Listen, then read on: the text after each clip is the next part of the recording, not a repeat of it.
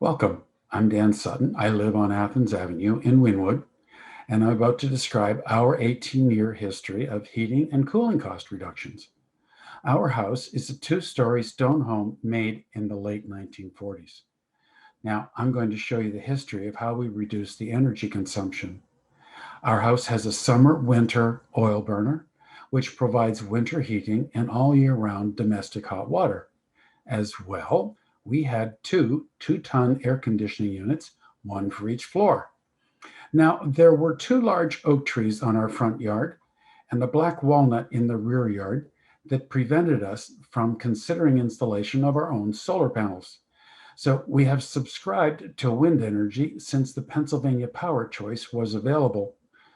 We've always paid within a penny plus or minus what the current Pico base rate was. So right now, we're spending less than what everybody else is to buy electricity from Pico, and we've got green energy. There is an addition on the rear of our house with insulated panels behind the siding. Now, I'm a mathematician at heart, and I was a computer cost specialist in parts of my career. So I love to track my expenses, and I have complete records for this presentation. From December 2002 until December 2006, we were averaging 4 gallons per day of fuel oil at an average price of $2 per gallon. That was about $250 per month. That's our new oil burner, because in December 2006, the oil burner failed. Now, we weren't climate conscious then, so I called Pico and asked them to put in natural gas, and they said they wanted $12,000 for the installation. Therefore, what did we do? We installed a new oil furnace. And I tracked our costs for the next 26 months. And I calculated that our house now consumed 2.9 gallons per day. And for this time period, the average cost was now $2.60 per gallon. The new furnace was a higher efficiency than the old, and at a cost of $4,500 would pay back in 4.3 years. Then save us money. That was a 27% reduction in our heating carbon footprint and in sustaining cost. Now, in the summer of 2008, the Energy Co-op of Philadelphia was running a special. Free energy efficiency inspection if we hired their contractors to do the insulation enhancements. That was a $500 fee. And since I was keeping my oil price low as possible, I'd been a member of the Energy Co-op and already knew them and liked them. They did the air pressure test and followed the airflow to find the sources of cold air. We discovered that air could flow directly from our basement through the walls into the attic. So we had the outer walls sealed with foam and fiberglass in the basement and cellulose in the attic. They put foam around the utility pipes and the wires, and then a fiberglass batten to seal the perimeter of the basement. These are just a couple of slides of what it looks like around the outer walls. When they inspected the attic, they found that we didn't have as much insulation as the current code called for. So they blew in more cellulose to sealing the wall ventilation at the same time. In this picture, you can see the cellulose sprayed in the attic right up to the walls and the roof. We also discovered there was no insulation in the walls, so we had them filled with cellulose.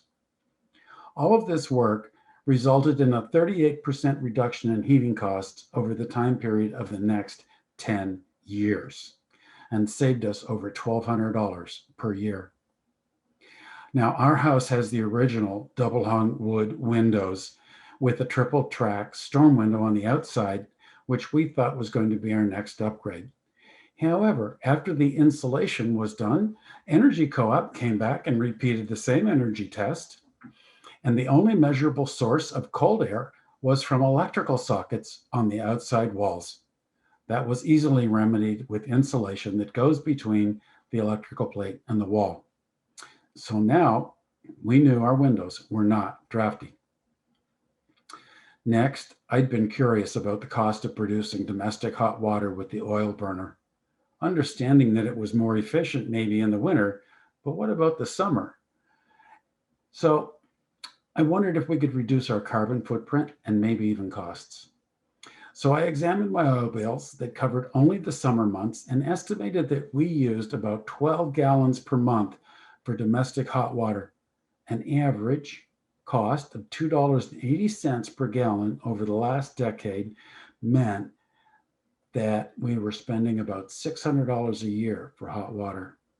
I gathered estimates and determined that installation of an air-based heat pump water heater would pay for itself in under 4 years.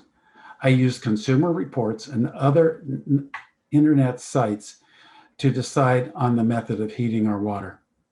There's a digital control in this tank, and within about 3 clicks, I can put it into the vacation mode for the number of days that we're going to be away, and then have it absolutely return to the normal hot temperature as we come home. It's also Wi-Fi, so if I forget to do it, I can do it while we're traveling.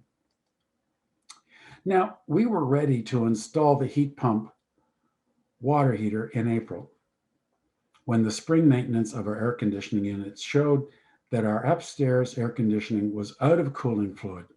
Now, this unit had to be replaced since the fluid was no longer permitted. The air conditioning unit for the first floor was at least 24 years old, installed before we bought the home, and the prior summer, it hadn't done enough in dehumidifying. So we replaced both air conditioning units with air-based heat pumps that would provide all cooling needs and meet heating requirements until temperature went below 25 degrees Fahrenheit. This temperature limit means we will keep our oil burner as backup. When the heat pump tells the oil burner to turn on, the heat pump still functions to provide as much heat as it can. So we installed the heat pump domestic hot water system first. Now note, we discovered that this unit cools and dehumidifies the basement area, which is beneficial in the summer, reducing the load on our dehumidifier, not so much in the winter when you want the heat. Now, these are the 2 outdoor heat exchangers, which we've learned will frost up when precipitation occurs in the winter and the temperature is under 40 degrees. The units still provide heat, however. Now, the indoor part that heats and cools the first floor and the basement is this picture, and the same unit lays horizontally in our attic. During July and August this year, even after adding the hot water support to the electrical bill, we saved 22% compared to last year and eliminated the carbon from heating our water. The costs were normalized by number of days per month in the billing period and the average degree days for each billing period. In summary, we've taken 5 actions, each one reducing cost and our carbon footprint. First, we switched to wind-based electricity, then upgraded to a more efficient oil furnace.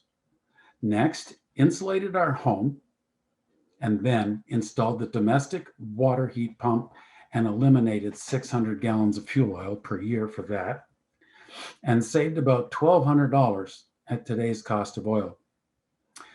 Then, by adding heat pumps as our primary cooling and heating system, provides almost 0 carbon footprint and a savings of about $2,000 per year.